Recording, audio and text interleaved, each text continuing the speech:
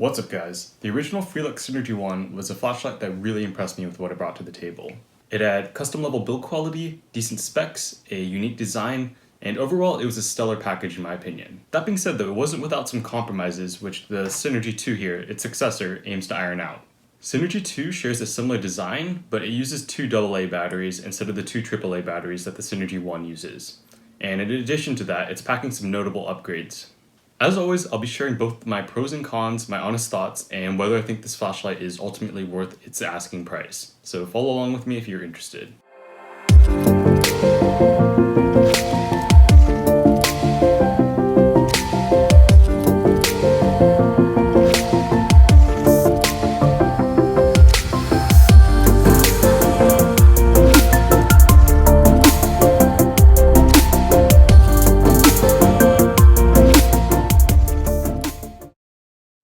Alright, let's talk about the good stuff. The Synergy2 has two physical features that stick out to me, and they are the switch here and this clip.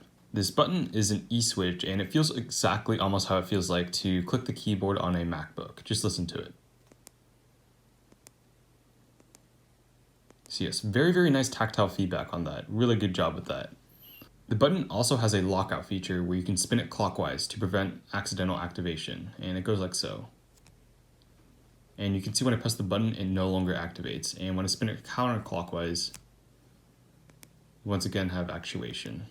Very clever and very well integrated overall. As for the clip, Frelux has capitalized on this battery nut you see here. And the way this works is, you turn the battery nut to loosen the tension, and then you can adjust the clip to wherever you want it. And then you turn the battery nut again, so as to lock in that desired tension. Both of these are very solid features that I like to see on this flashlight. Hardware aside, let's move on to software. The Synergy2 is using Benjamin's proprietary ramping firmware. Honestly, it's pretty much exactly the same as the FW3As, it's just a lot simpler. One of my main critiques about the FW3A's firmware was that it was absurdly cluttered, and it was very difficult to navigate. You just need to take one look at the UI sheet to know what I'm talking about. Alright, so the way this works exactly is that when you click the button just once, it defaults to the last used mode that you had it on. You can hold the button from off and it'll default to the low output. And from there you can hold down and it will progressively ramp the output. Hold down again and it will de-escalate the output. And a double tap from any mode at any time will give you high. And it's one click from off.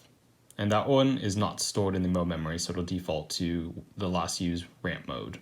The final exceptional aspect of the Synergy2 is how flexible it is with battery types. It has support for alkalines, nickel metal hydrides, and lithium ions. And to top that all off, it's also running in a parallel circuit, so it can run off just one battery. Of course, because of this, there's a lot of discrepancy between runtimes. Eneloop Pro will give you the most runtime at roughly 3 hours, and 14500s are going to give you the most output. I don't recommend using alkalines at all, as you'll only get about an hour on the high output. Regular Eneloops are right around in the middle at 2 hours of output on the high setting. Now I know you all want to see the beam, so I'll throw up some beam shots over this. It has a pretty defined hotspot for sure, and it is a bit lacking in a clean transition to the outer parts of the beam. I think this is more so a consequence of the LED that is being used itself, which is the Samsung 351D. It's a great emitter for sure. It has plenty of output and high cry. And you're probably not going to notice the beam deficiencies in real practical use, of course.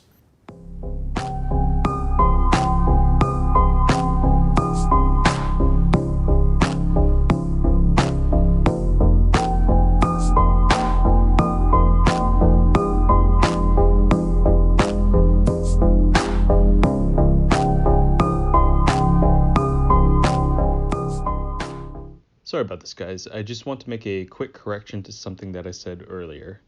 Based on the runtime tests that I ran after recording that segment, I've basically concluded that 14500s are the way to go with this flashlight. You get plenty of output and the runtimes are pretty much comparable to the Eneloop Pro. I don't actually recommend using either the regular alkalines or even the standard Eneloops, although both will work nonetheless.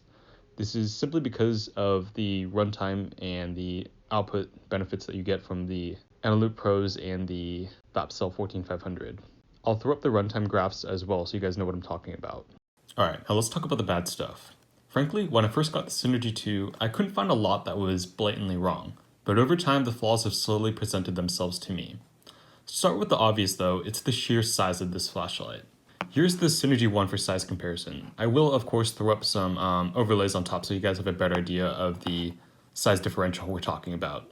The side-by-side AAA format is a huge step over the standard cylinder AAA format, but these returns diminish significantly once you move up to AA. And to be blunt, I can't say I see the form factor advantage relative to the traditional cylinder AA format. Okay, so let's talk nitpicks. First of all, there's no moonlight mode, and that just sucks. If you look here, the low output tops out at around 5 lumens, which just isn't really cutting it when you wake up in the middle of the night and you need to preserve your night vision. And I think it was the same story with the Synergy2. The low output was around 5 lumens as well, 3 to 5 lumens, something around that area, and I don't really understand why he couldn't put in a Firefly mode. That would have been really, really cool, especially given the ramping nature of the firmware. Second, the clip here isn't the greatest design. It's certainly very well built, but the clip juts out at a very straight angle, which makes it difficult to clip onto thicker pants. And I will show you the Synergy2 for reference here. You can see that the clip angle juts up slightly greater, and this allows it to clip onto thicker work pants and stuff to that effect.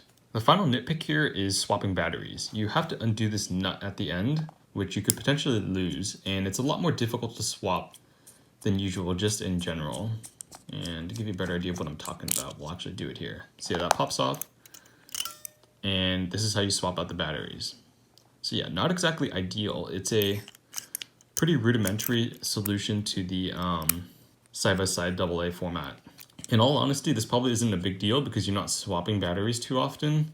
However, I can't say it's not a pain in the ass to do when you need to do it. So yeah. Alright, let's talk about conclusions. Despite the complaints I've cited, I do think that this is a competent EDC flashlight overall. It has a lot of desirable characteristics, and the build quality hasn't slouched in the slightest from Synergy2. If you can get over the size and weight, then it's a very viable option, considering it undercuts most custom flashlights by a very good price margin.